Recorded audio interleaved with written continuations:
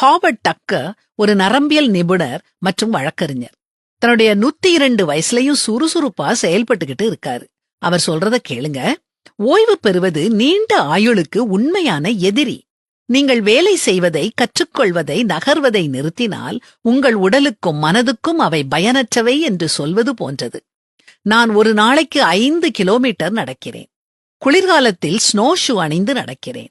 தொடர்ந்து கற்றுக்கொள்கிறேன். மேலும் 67 வயதில் எனது சட்டப்பட்டத்தை பெற்றேன். எனது அறிவுரை: வாழ்க்கையிலிருந்து ஓய்வு பெறாதீர்கள். செயலற்ற தன்மையிலிருந்து ஓய்வு பெறுங்கள். இவரோட வயசுல பலர் ஒரு வேலையும் செய்யாம வெறுமனே உட்கார்ந்து மரணத்துக்காக காத்துக்கிட்டு இருக்காங்க. ஆனா ஹாவர்ட் டக்கர் இந்த வயசுலயும் தொடர்ந்து படிச்சுக்கிட்டு இருக்கிறாரு. தினமும் 5 கிலோமீட்டர் தூரம் நடக்கிறாரு, வேலை செய்யறாரு. பணிகளை செய்யணுமேங்கிற கடமையினால இல்ல, வேலை செய்ய முடியும்னு காட்ட. இது அவருடைய உறுதியான நம்பிக்கைய காட்டுது.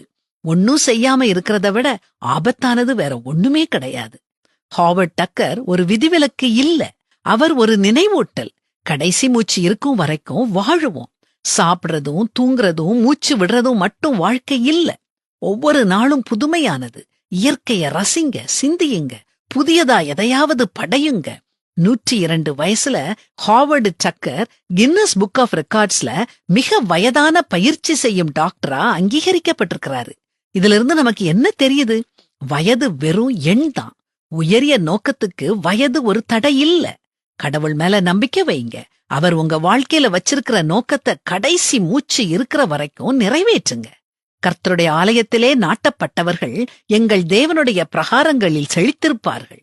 அவர்கள் முதிர் வயதிலும் கனி தந்து புஷ்டியும் பசுமையுமாயிருப்பார்கள்.